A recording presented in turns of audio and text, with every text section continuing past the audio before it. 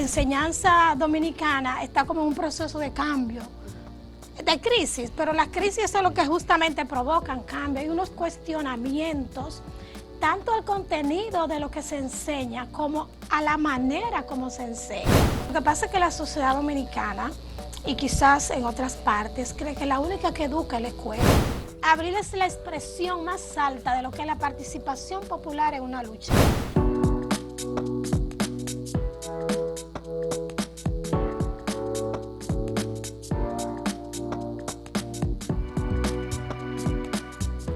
Saludos amigas, amigos, ustedes sintonizan Acento TV y este es su espacio a partir de ahora, que hoy tiene esta sección tan especial que queremos tanto, interacción académica con la doctora Ibe Guzmán y sus invitados e invitadas. Y hoy tiene la profesora Petronila Dotel. Bienvenidas, damas. Sí, Gustavo, gracias por permitirnos este espacio para ventilar la academia.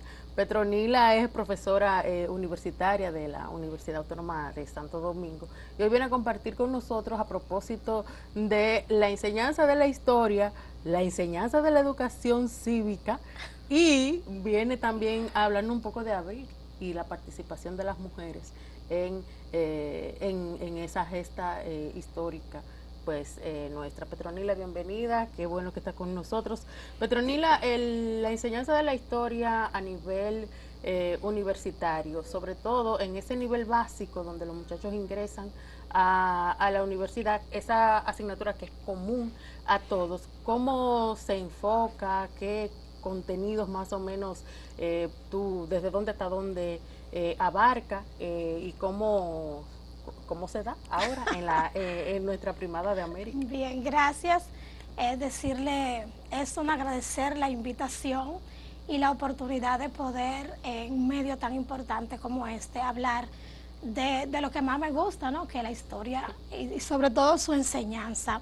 Porque hay una cosa importante, cuando tú eres investigador de historia y al mismo tiempo eres profesora, o sea, tienes la parte didáctica, y eso te va a dar una combinación de poder llegar con mucho más frescura y más claridad a los estudiantes, porque hoy tenemos una realidad y es que la enseñanza dominicana está como en un proceso de cambio, de crisis, pero las crisis es lo que justamente provocan cambio. Hay unos cuestionamientos tanto al contenido de lo que se enseña como a la manera como se enseña. Y entonces esto nos da a nosotros una oportunidad de hacer ajustes a la luz de los requerimientos del presente. Entonces la Universidad Autónoma y con ella todo el país está en este proceso de transformación curricular y tenemos unos desafíos enormes porque no solamente se trata de enseñar conceptos, contenidos, procesos, sino también de lograr que nuestros estudiantes adquieran habilidades y adquieran destrezas. Y esas destrezas son para poder desenvolverse en un medio que cada día te pide muchas cosas. O sea, estamos tratando de crear un estudiante que cuando pase por la enseñanza de la historia asuma una serie de conocimientos conceptuales, pero también procedimientos para él entender la sociedad donde vive. Y justamente en la carrera, en la universidad tiene en todas las carreras la historia 011, que así le llamamos, la historia dominicana, fundamento de historia social dominicana, es transversal a todas las carreras. ¿Por qué? Porque se entiende que la historia permite que el ciudadano tenga una visión, yo diría, estructurada, completa, de cómo se ha desarrollado el pueblo dominicano. Eso es lo que nosotros pretendemos, básicamente. Y de lo que somos, ¿verdad? Y sobre todo lo que somos y lo que nos falta. Porque resulta que la historia como es una, abarca, la historia como asignatura trata de una ciencia y la ciencia de la historia estudia el pasado. Y el pasado es complicado, porque pasó. Entonces nosotros vamos a la historia como pasado, diríamos como de una manera indirecta. Y lo que hace el historiador, la historiadora, es más o menos interpretar, reconstruir un pasado que él no vivió. Por lo tanto, ahí tú tienes un compromiso ético enorme de poder reconstruir un pasado, asumir un método científico coherente, pero tú tienes que hacer que ese estudiante entienda para qué sirve eso. Sí, porque si no es una simple leyenda. Es una simple Profesora, leyenda. ¿usted recibe estudiantes de recién ingreso a la universidad? Claro, los míos son la mayoría de recién ingresos. Pues entonces mi pregunta viene al caso. ¿Cómo están llegando esos muchachos bachilleres en cuanto al conocimiento de la historia? Mire, hay diferencias, pero hay algo central, y es que el estudiante dominicano, los que nosotros recibimos, hay un desconocimiento yo diría, del dato, y hay confusiones en la cronología también. Entonces, tú tienes un estudiante que sabe que Colón vino, pero no sabe exactamente en qué siglo, ni te puede decir cuál era el contexto porque en el que se produce ese viaje de Colón. Entonces, él sigue viendo cómo vuelven a hablar del descubrimiento de América, pero no ha podido aquilatar cuál es la trascendencia histórica. Y una cosa sencilla, porque yo lo he conversado con muchachos y muchachas, el lugar exacto por donde él llegó. La gente piensa que fue por aquí, cerca de la capital, y no. Sí, porque, o sea, hay una confusión con eso. Porque no se maneja esa visión, esa enseñanza de la historia no se complementa con la geografía. Entonces estamos dando una historia desvinculada del contexto geográfico, del contexto histórico en sí. Entonces el estudiante sabe el dato y a veces el dato lo confunde porque el dato en sí es vacío. La historia no se puede basar solamente en el dato, sino en el análisis del proceso histórico. Entonces el proceso histórico puede ser complejo, entonces el estudiante no, lo que tiene son informaciones, yo diría sesgadas, a veces con ciertos anacronismos, no comprende que realmente cuando tú estás hablando de Cristóbal Colón, él representa una época y que vino motivado por unos intereses de una época y también intereses personales, sí. ¿Verdad? Y cómo él va a demostrar en ese proceso y realmente el impacto de lo que él hace, que no es el impacto personal o es el impacto de España, es el impacto de un hecho histórico que cambió el mundo. Totalmente. Le dio un empuje al capitalismo y a la edad contemporánea que tú dices, pero tú no puedes no entender la historia mundial si no entiende la llegada de Colón a América y si no entiende cómo el Caribe cambia la geopolítica en ese momento y cómo algunos hechos que se fueron dando aquí en la isla cambiaron la geopolítica de América o del Caribe y de la isla, cómo cambió la geopolítica de la isla, por ejemplo, cuando se dio las devastaciones de Osorio.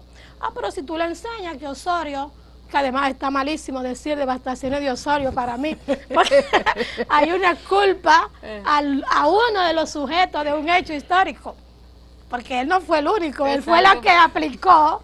Parece como que fue el solo. Como que fue el solo, como tú dices, la dictadura de Trujillo, como que él era el único que estaba gobernando. Ciertamente, era una dictadura muy personalista, pero oye, es un equipo, hay unos sujetos detrás. Sí, es una estructura. Es una estructura y entonces esa invisibilidad no la pueden ver nuestros estudiantes porque tienen una historia anecdótica, una historia cargada también de sujetos singulares, tan sublimes, que a veces tú dices, bueno, pero ¿y cómo yo me puedo comparar a Juan Pablo Duarte?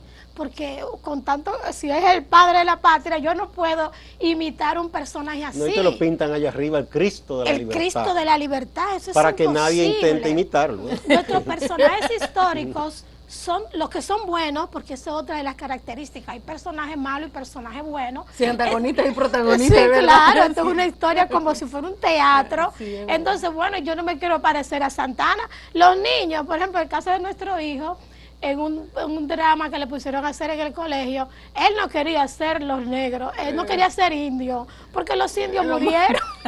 Exactamente.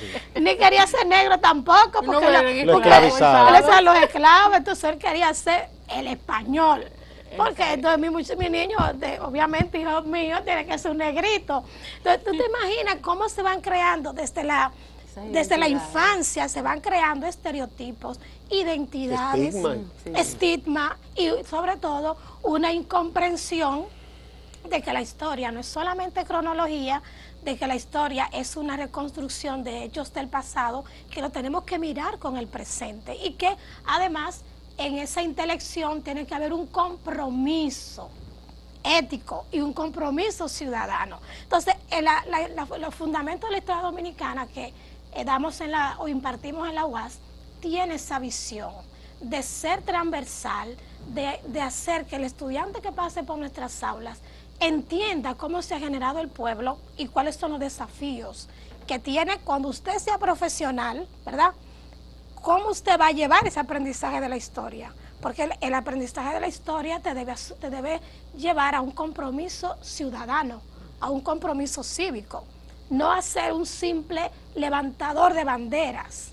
La bandera hay que mantenerla, pero esa bandera, ese símbolo patrio, solamente tiene sentido si lo acompaño de una práctica.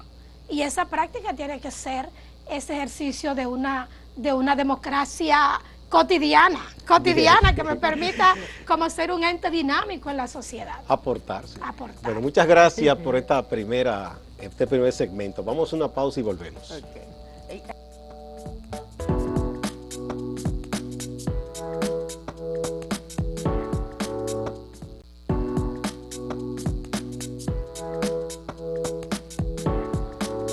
Continuamos en interacción académica con la profesora Ibe Guzmán, en este caso como invitada la profesora Petronila Dotel.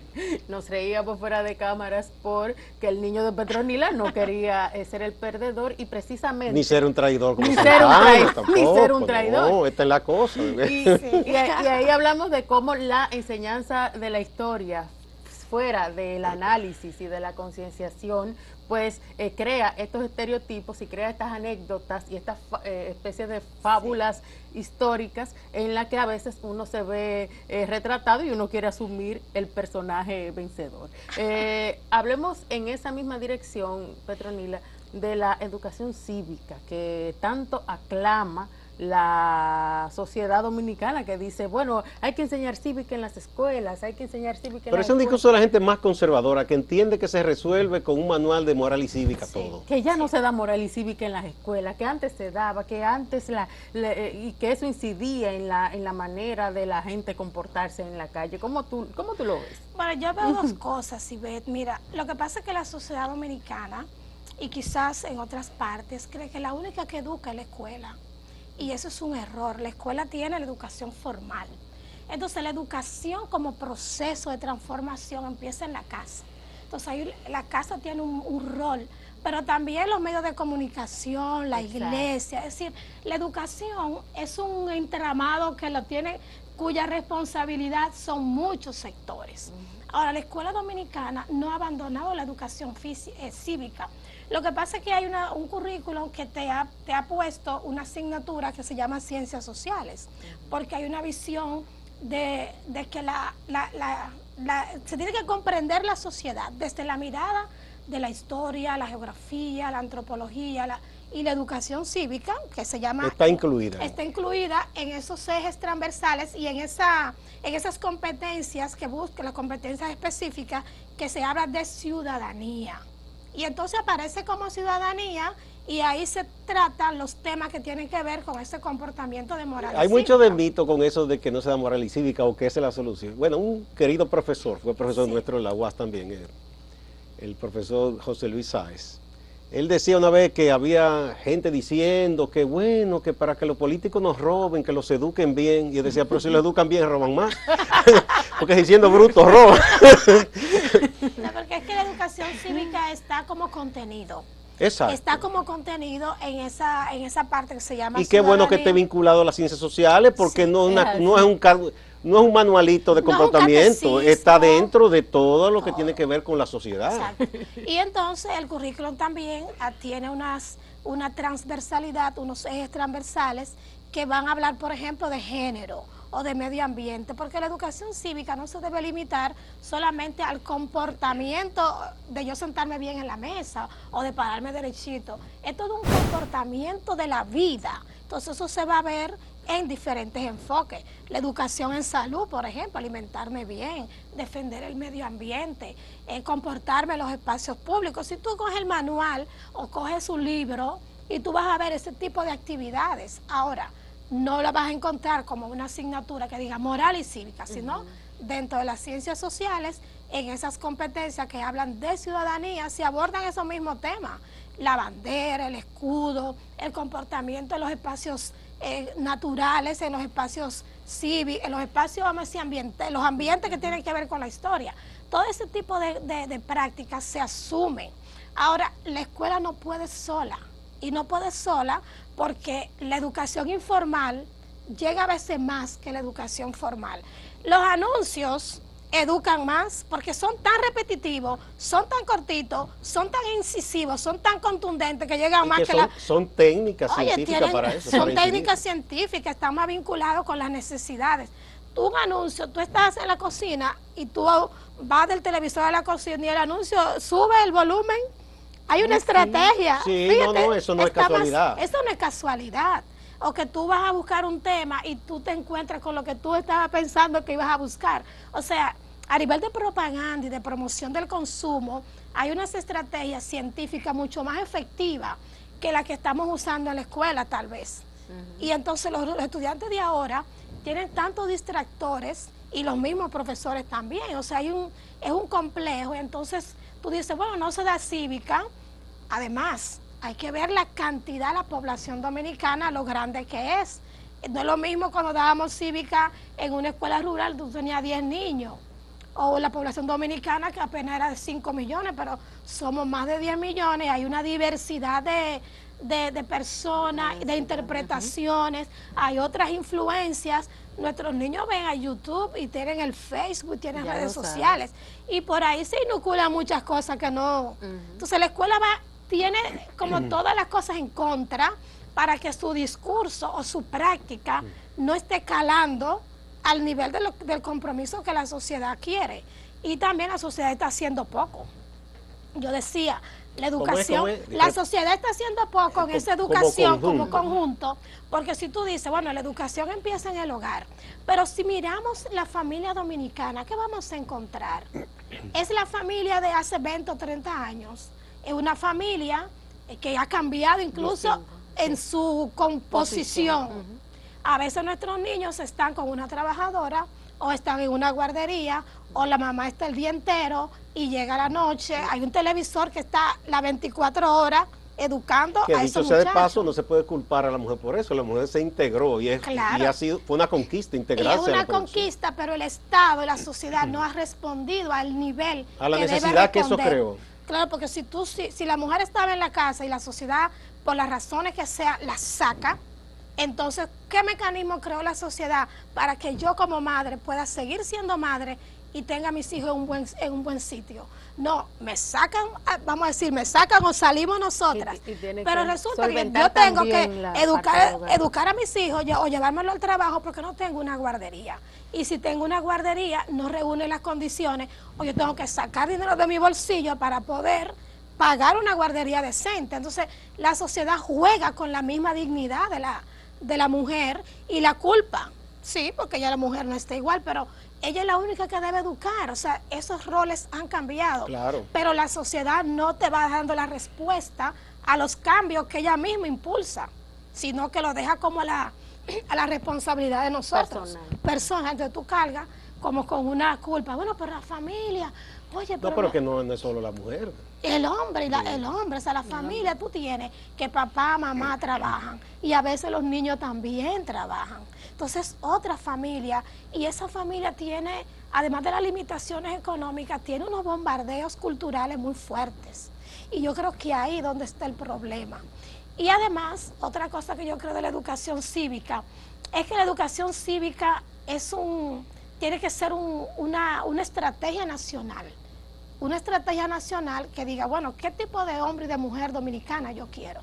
¿Es un hombre y una mujer consumista? ¿Es un hombre y una mujer dominicana, crítico? Entonces, si yo quiero un hombre y una mujer que sea responsable, esa responsabilidad tiene que verse de arriba abajo y de derecha a izquierda. Entonces, aquí lo más que hay son contravalores que el medio te va enrostrando. Y entonces tú dices en la escuela, yo decía a unos profesores que estábamos dando clases, yo decía, pero nosotros en la escuela no ponemos las canciones que nuestros estudiantes oyen.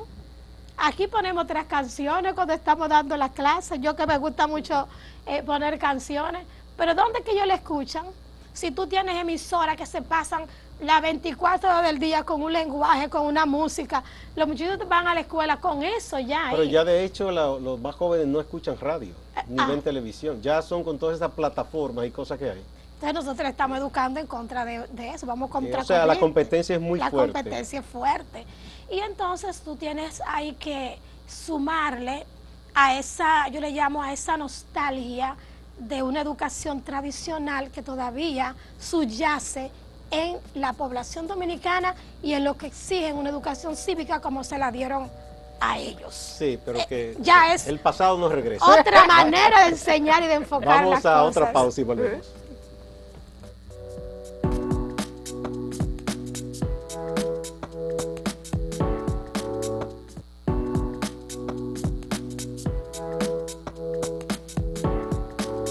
Gracias por permanecer a partir de ahora, interacción académica con la profesora Ibe Guzmán y la profesora Petronila Dotel. Sin ánimos de ser calendario, ¿verdad, Gustavo? Estamos en abril, un mes importante para la historia dominicana. Abril, la participación también de la mujer en las luchas sociales. Hablabas del rol de la mujer en la familia, cómo ha cambiado, pero también el rol de la mujer en la historia, cómo tú lo ves. Bueno, no puede haber historia sin la participación del pueblo, y el pueblo es masculino y femenino. Así que nosotras las mujeres hemos estado en todos los procesos. Ahora, ¿qué pasa con la interpretación de la historia? Y es que se ve desde los hechos políticos militares y las mujeres hemos tenido poca participación ahí y eso no debe ser un problema. Pero en abril hubo muchas mujeres combatientes. Sí. De hecho, hay un libro, hay dos libros que escribió Margarita Cordero. Uno de ellos se llama Las mujeres también hicimos abril. Sí, no, voy a explicar eso. O sea, lo general es que siempre tenemos la Ah. tendencia a buscar a la mujer en los asuntos políticos militares. Entonces, no tenemos esa gran presencia. Ahora, abril cambia. Abril cambia porque abril es una guerra diferente a las demás guerras que tuvimos aquí. La guerra restauradora, que fue una guerra rural, donde los campesinos fueron los protagonistas número uno. Igualmente la independencia, si nos vamos un poquito atrás. Pero abril es una guerra urbana. Es una guerra donde la participación del colectivo será tanto en la ciudad, pero también jóvenes y jóvenes estudiantes. Y ya para esa época había mucho más hombres y mujeres en la universidad y en la educación. Y entonces la guerra de abril va a tener ese componente de juvenil, vamos a decir, en cuanto a quiénes son los que están como al frente, los que están dirigiendo, y también ahí la mujer tendrá otra visión, otra participación. Pero mire, sigue siendo una participación de apoyo a la lucha. Entonces la mujer va a aparecer, mujeres que van a estar, sobre todo las que son militantes del movimiento 14 de junio, las que son militantes de izquierda, tienen una participación diferente. Y vamos a tener ahí una Piqui Lora, que era entrenadora militar. Pero siguen siendo la mayoría de ellas mujeres que van a estar confinadas a labores, vamos a llamarles tradicionales, en cuanto a lo que se acostumbra a ver a la mujer. Pero sin embargo, harán una labor de apoyo y también una labor de militante activa. Y hay muchas combatientes que se han olvidado.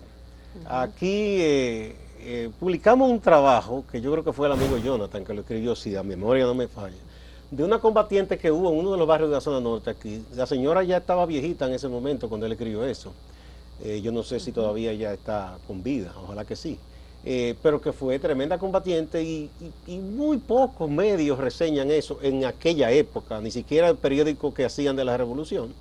Sí, porque es como le digo, esa visión a buscar los protagonistas, la gente más singulares, los que más se han destacado, los dirigentes, hace que se omitan tanto a las mujeres como al pueblo. Entonces resulta, y ahí es una debilidad tal vez que tenemos en lo que es la investigación de la historia, de ir a esos detalles y a esos personajes olvidados que no están en los libros de historia, y entonces rescatarlo, asumirlo como protagonista, no digamos como protagonista, porque no tiene que ser una historia que siga buscando protagonistas, sino que pueda ver el hecho y sus participantes y pueda entonces analizarlo y ver cuál fue el aporte que se hizo. Entonces abril fue un momento, un acontecimiento bélico que puso al pueblo, donde el pueblo dijo, mira, yo quiero democracia, y esa democracia tiene un nombre. Fue un presidente que se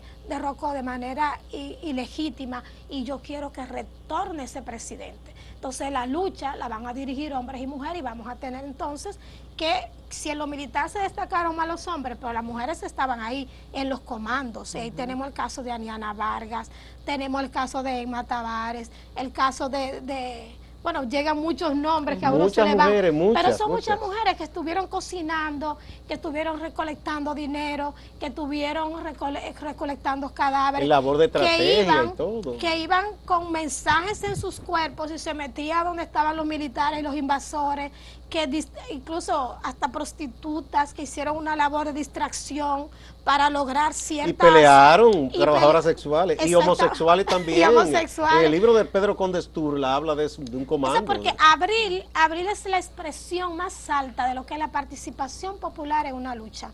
Es el pueblo, que tuvo incluso la capacidad de crear estrategias de participación muy genuina, como fueron los comandos, donde militares y civiles se dieron de la mano para luchar contra un invasor. Fíjense que fue una guerra que empezó como de manera interna y de buenas a primeras tuvo un carácter antiimperialista y ahí el pueblo se volcó con todo lo que tenía. Que hubo.